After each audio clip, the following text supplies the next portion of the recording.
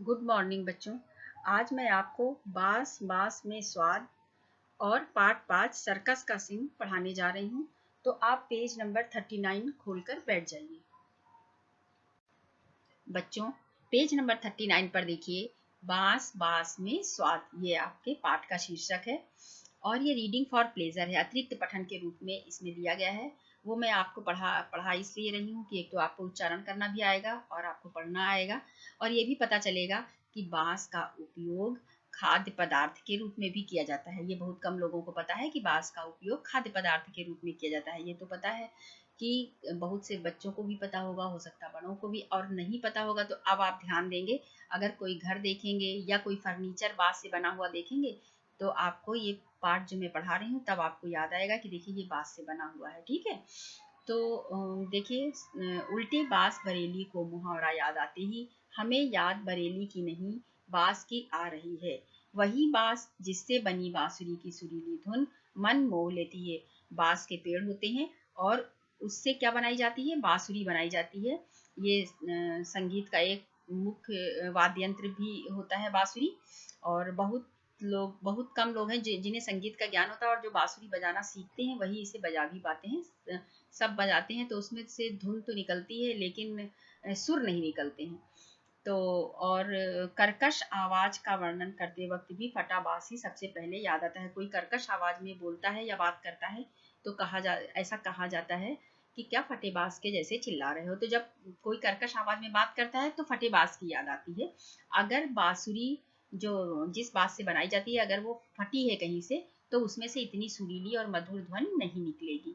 बांस के अनेक अद्भुत गुणों के बारे में बहुत लोग जानते हैं। बांस के अनेक गुण होते हैं और उनके गुणों के बारे में बहुत से लोग जानते हैं, पर इसे खाद्य पदार्थ के रूप में बहुत कम लोग पहचानते हैं। अधिकतर बांस का उपयोग घर तथा फर्नीचर बनाने के लिए किया जाता है। अधिकतर बांस का उपयोग किसके लिए किया जाता है? घर तथा फर्नीचर बनाने के लिए किया जाता है।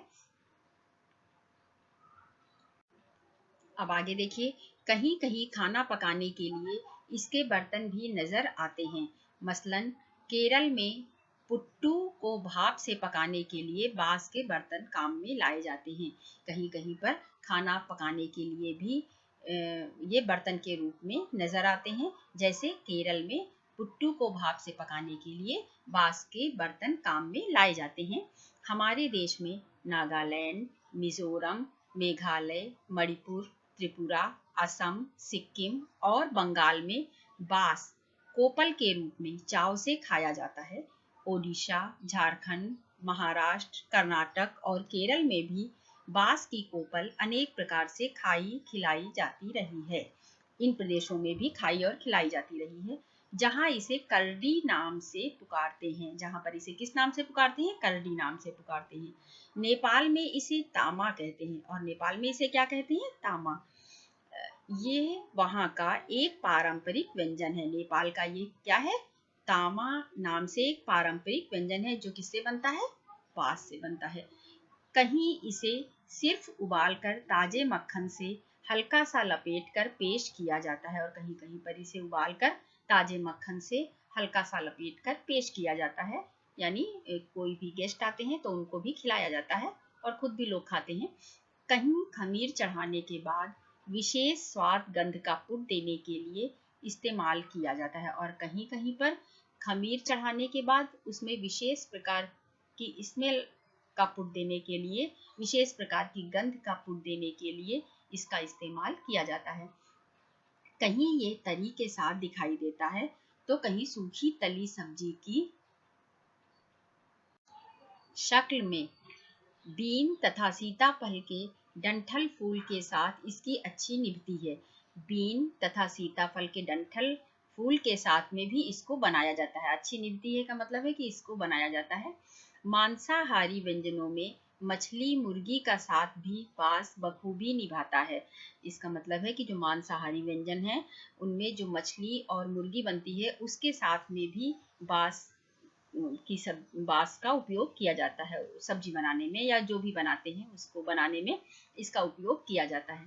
कुछ समय पहले तक बांस की कोपल सभी जगह सुलभ नहीं थी। कुछ समय पहले तक ऐसा होता था कि बांस की जो कोपल होती है वो हर जगह सुलभ नहीं थी।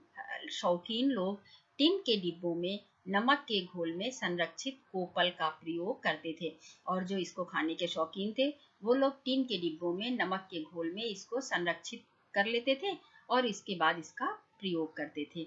आज मांग बढ़ने के साथ इनके दर्शन पड़ोसी सब्जी वाले की दुकान पर भी पाउच में होने लगे हैं, लेकिन आज इतनी इसकी मांग बढ़ गई है कि सब्जी वालों की दुकान पर इसके पाउच ये पैकेट में कहीं कहीं पे देखने को मिल जाते हैं।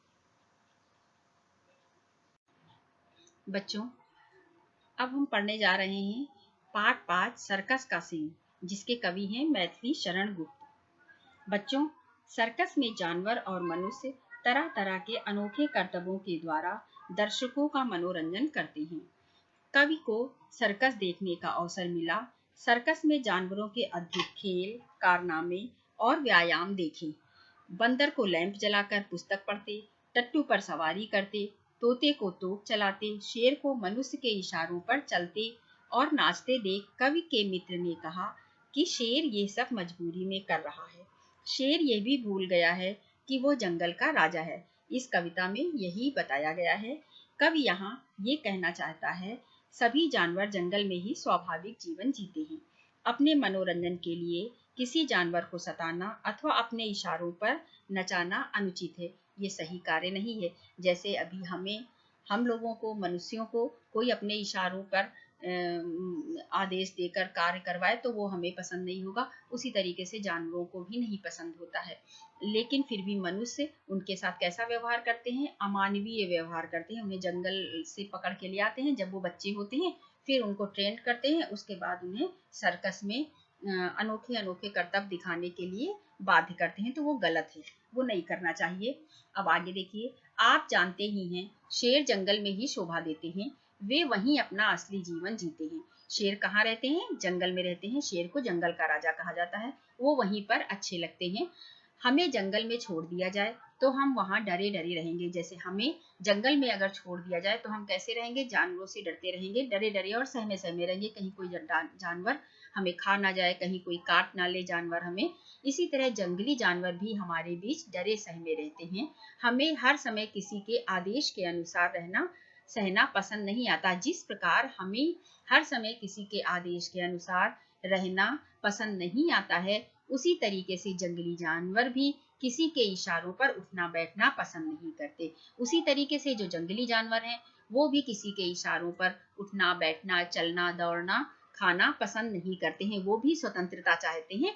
जैसे मनुष्य स्वतंत्र रहना चाहता है, उसी तरीके से पशु पक्षी भी स्वतंत्र जीवन यापन करना चाहते हैं, स्वतंत्र जीवन व्यतीत करना चाहते हैं। यदि करते हैं और अगर उनको परतंत्रता पूर्ण जीवन व्यतीत करना पड़ता है तो वो उनकी मजबूरी होती है, ना कि उन्हें कोई खुशी होती है। यही चीज यहाँ पर बताई गई है कि यदि करते हैं तो मजबूरी में, ना कि खुशी से। अगर वो ऐसा कार्य करते भी हैं, किसी के इशारों पर कोई कार्य करते हैं, तो वो मजबूरी में करते हैं, खुशी से नहीं करते हैं। अब आगे देखिए, पाठ प्रवेश। जानवर व्यायाम करें, बंदर लैंप जलाए, कुर्सी पर बैठकर किताब पढ़े, मैना घोड़े के आने की खबर दे, बंदर टट्टू पर सवारी करे, गधा फेंस फांद कर चला जाए, तोता तोप चलाए, शेर आदमी के इशारों पर उठक बैठक करे। ये सब अजूबे जहाँ देखने को मिल सकते हैं उसे कहते हैं सर्कस। ये कविता ऐसे ही एक सर्कस की सैर पर ले जाती है। अब इसमें क्या बताया गया है कि इस कविता में क्या कहा गया है और इसमें क्या है, और सर्कस कहते किसे हैं, ये इसमें आपको बताया गया है कि जहाँ पर क्या होता है, जानवर व्यायाम करें, एक्सरसाइज करते हैं। जैसे आप लोग एक्सरसाइज करते हैं, वैसे जहाँ पर जानवर एक्सरसाइज करें यानी व्यायाम करें। बंदर क्या करे? लैंप जलाए। अगर आप कहीं देखिए, उनको पेड़ पौधों पे देखे तो आपको लैंप जलाता नहीं दिखेगा बंदर। ये आपको कहाँ पर दिखेगा? सिर्फ सर्कस में ही दिखेगा। कुर्सी पर बैठकर किताब पढ़े, मैना घोड़े के आने की खबर दे, बंदर टट्टू पर सवारी करे, गधा फेंस फांद कर चला जाए, और तोता क्या करे? तोप चलाए। वैसे तो तोते को आप बोलते ही सुनते होंगे, कहीं भी किसी भी डाल पर बैठा हो तो वो बोलता ही दिखेगा, तोप चलाते तो नहीं दिखेगा, लेकिन वो सर्कस में आपको दिखाई देगा। शेर आदमी के इशारों पर उठक बैठक करे, और शेर जो जंगल का राजा है जिससे सभी डरते हैं, वो वहां पर सर्कस के अंदर आदमी के इशारों पर, मनुष्य के इशारे पर उठक बैठक कर रहा हो, तो ये आपको कहाँ दिखेगा? सर्कस में ही दिखेगा। ये सब अजूबे जहाँ देखने को मिल सकते हैं, जहाँ पर ये आश्चर्यजनक चीजें आपको देखने को मिलेंगी, उसे क्या कहते हैं? सर्कस कहते हैं। ये कविता ऐसे ही एक सर्कस की सैर पर ले जाती है। ये जो कविता मैं पढ़ने जा रही हूँ, ये कविता आपको ऐसे ही एक सर्कस की सैर आपको कराएगी। जिन बच्चों ने नहीं देखा है उन्हें भी लगेगा कि हमने देख लिया है, और जब वो देखेंगे कभी तो उन्हें ये याद आएगा कि हाँ, मैम ने मुझे ये पाठ पढ़ाया था, उसमें ये सब चीजें थी, यही जो वो देख रहे होंगे उस समय। और जिन्होंने देखा होगा उन्हें वो याद आ जाएगा कि मैंने सर्कस में ये सब चीजें देखी थी जो मैम मुझे पढ़ा रही हैं। बच्चों, अब मैं ये कविता आपको पढ़ के सुनाती हूँ और इसका अर्थ भी बताती जाती हूँ, तो सुनिए। होकर कौतूहल के बस में गया एक दिन मैं सर्कस में। कवि यहाँ पे क्या कह रहा है कि एक दिन कवि को क्या हुआ? सर्कस देखने की उत्सुकता हुई, इच्छा हुई, कि जिज्ञासा हुई कि वो सर्कस देखने के लिए जाए। उनके शहर में सर्कस लगा होगा, तो वो सर्कस देखने के लिए जाने के लिए कवि की इच्छा हुई, उत्सुकता हुई। कौतूहल, जिज्ञासा, उत्सुकता होना, ठीक है। होकर कौतूहल के बस में गया एक दिन मैं सर्कस में। कवि कह रहा है कि एक दिन जिज्ञासावश, उत्सुकतावश मैं सर्कस देखने के लिए पहुंच गया। भय विस्मय के खेल अनोखे, देखे बहुव्यायाम अनोखे। अब वहां सर्कस में मैंने क्या देखा? भय विस्मय के खेल अनोखे। वहां पर विभिन्न प्रकार के कैसे खेल थे? जो थोड़े डरावने थे, भय अर्थात थोड़े डरने वाले थे, विस्मय आश्चर्य करने वाले थे, अचरज करने वाले थे, और देखे बहुव्यायाम, विभिन्न प्रकार के व्यायाम करते हुए। किसको देखा? जानवरों को देखा, विभिन्न प्रकार के खेल और व्यायाम करते हुए। वहां पे जो मनुष्य थे वो और जो जानवर थे वो सब क्या कर रहे थे? बहुत ही आश्चर्यचकित कर देने वाले खेल और व्यायाम कर रहे थे, और उनको मैंने देखा। एक बड़ा सा बंदर आया, उसने झटपट लैंप जलाया। अब सर्कस में मैंने क्या देखा? कवि कह रहा है कि सर्कस में मैंने देखा कि एक बड़ा सा बहुत बड़ा सा बंदर आया, उसने झटपट लैंप जलाया, और उसने तुरंत एक लैंप जला दिया। डट कुर्सी पर पुस्तक खोली, और कुर्सी पर बैठ गया और तुरंत एक पुस्तक खोल ली। जैसे लगता है कि वो बहुत पढ़ना जानता है, ऐसे करके कुर्सी पर बैठा और पुस्तक खोलकर पढ़ने लगा। तब तक मैना यो बोली। तभी एक मैना वहां आ गई और उसने क्या बोला? हाजिर है हजूर का घोड़ा। उसने कहा कि हजूर का घोड़ा उपस्थित है, यानी हाजिर है। हाजिर है का मतलब हुआ उपस्थित है, वहां पर आ गया है। चौक उठाया उसने कोड़ा। बंदर ने जब ये सुना तुरंत उसने एक कोड़ा उठाया, और क्या किया आगे? चौक उठाया उसने कोड़ा, आया तब तक एक बछेरा। और तब तक वहां पर कौन आ गया? एक बछड़ा आ गया। चढ़ बंदर ने उसको फेरा। बंदर उस पर चढ़ गया और उसको खूब घुमाया। इसके बाद देखिए, टट्टू ने भी किया सपाटा, फटकी फांदी चक्कर काटा। तभी वहां पर क्या हुआ? एक गधा आ गया। टट्टू, टट्टू अर्थात गधा आ गया, और उसने क्या किया? सैर सपाटा किया, वहां ही घूमने लगा, खूब सैर सपाटा किया, वहां खूब घूमा। फटकी फांदी, फटकी अर्थात दरवाजा, दरवाजे को वो फांद गया। एक लकड़ी का दरवाजा वहां पे लगा दिया गया था, उसको फांद गया। जो जिन बच्चों ने सर्कस देखा होगा उन्हें पता होगा कि कैसे कैसे वो लोग वहां पे अनोखे करतब करते हैं। फटकी फांदी चक्कर काटा, और वहां पे क्या किया उसने? वो बार बार दरवाजे को फांद रहा था और चक्कर काट रहा था, वहीं पे जो पूरा रिंग बनी हुई थी उसी के चक्कर काट रहा था। फिर बंदर कुर्सी पर बैठा। इसके बाद बंदर ने क्या किया? फिर कुर्सी पर बैठ गया बंदर। मुंह में मोम दबाकर ऐठा, और उसने मुंह में मोमबत्ती दबा लिया, ऐठ कर बैठ गया।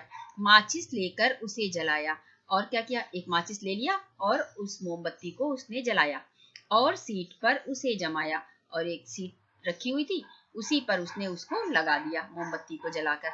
ले उसकी अधजली सलाई। अब उसने जो मोमबत्ती जलाई थी जिस माचिस की तीली से, उस तीली को लेकर तोते ने तोप चलाई। तोता आ गया वहां पर एक, और उसने क्या किया?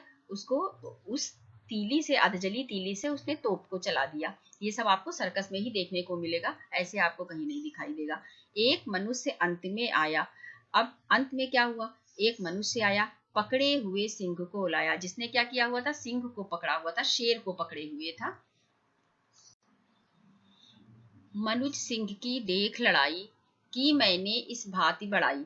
अब मनुज सिंह, मनुज अर्थात मनुष्य, और सिंह शेर, शेर की लड़ाई को देखकर कवि क्या कह रहा है यहाँ पर? कि मनुष्य और शेर की लड़ाई को देखकर कि मैंने इस भांति मैंने बहुत प्रशंसा की, इस तरीके से प्रशंसा की। नहीं साहसी जन डरता है, जो साहसी लोग होते हैं वो नहीं डरते हैं। नर नाहर को वश करता है, नर अर्थात मनुष्य, नाहर सिंह अर्थात नर क्या करता है, मनुष्य जो है किसको जो है अपने वश में कर लेता है, सिंह को अपने वश में कर लेता है, जो साहसी मनुष्य होता है। तो वो उसकी तारीफ कर रहे हैं। कवि ने देखा कि एक मनुष्य वहां पर आया और उसने क्या किया, वो अपने इशारों पर शेर को जैसा कह रहा है वैसा वो शेर कर रहा है। और मनुष्य सिंह की और उन दोनों की लड़ाई को देखकर कवि ने कहा कि अरे ये मनुष्य तो बहुत साहसी है और क्या कर रहा है, नर नाहर को वश करता है, यानी मनुष्य जो है सिंह को अपने वश में कर लेता है। मेरा एक मित्र तब बोला, तभी जो मेरा मित्र मेरे साथ में सर्कस देखने आया था उसने कहा, भाई तू भी है बम भोला, भाई तू तो बहुत भोला है, यानी तू कुछ भी नहीं इसके बारे में जानता है। ये सिंही का जना हुआ है, इसका जन्म कहाँ से हुआ है, सिंघनी से हुआ है। ये सिंही का जना हुआ है किंतु सियार ये बना हुआ है, परंतु ये सियार जैसी हरकतें कर रहा है, सियार बना हुआ है यानी डरा हुआ है तो ये सिंही का जना हुआ। लेकिन मैंने आपको बताया था ना कि क्या करते हैं वो लोग जानवरों को जंगल से जब बच्चे होते हैं तभी पकड़ लाते हैं और उसके बाद उनको ट्रेन करने लगते हैं, अपने हिसाब से उनको ट्रेनिंग देते हैं और उनको विभिन्न प्रकार की यातनाएं प्रताड़नाएं देते हैं। तो वो अपना जो स्वाभाविक उनका जो नेचर होता है वो भूल जाते हैं और जैसा वो कहते हैं, जैसे मनुष्य कहता है वैसा वो करना शुरू कर देते हैं, क्योंकि वो पिंजड़े के अंदर होते हैं। फिर जैसा मनुष्य कहता है वैसे वैसे वो करने लगते हैं।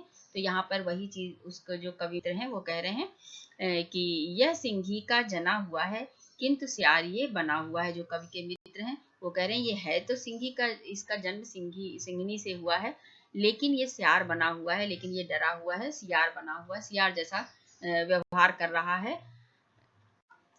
यह पिंजड़े में बंद रहा है, नहीं कभी स्वच्छंद रहा है। छोटे से यह पकड़ा आया, मार मार कर गया सिखाया। अपने को भी भूल गया है, आती इस पर मुझे दया है। यह पिंजड़े में बंद रहा है, नहीं कभी स्वच्छंद रहा है। वो कवि का मित्र क्या कह रहा है कि ये हमेशा पिंजड़े में ही बंद रहा है, ये कभी स्वतंत्र नहीं रहा है, कभी आजाद नहीं रहा है। ठीक है, छोटे से ये पकड़ा आया, जब ये छोटा था तभी इसको ये लोग जंगल से पकड़ के लेके आ गए थे। मार मार कर गया सिखाया, उसको मार मार कर खूब इसको सिखा दिया है। जैसा ये कहते हैं वैसा ही उसको करना पड़ता है, ऐसा इसको ट्रेनिंग दे दिया है, ऐसा सिखा दिया है उसको।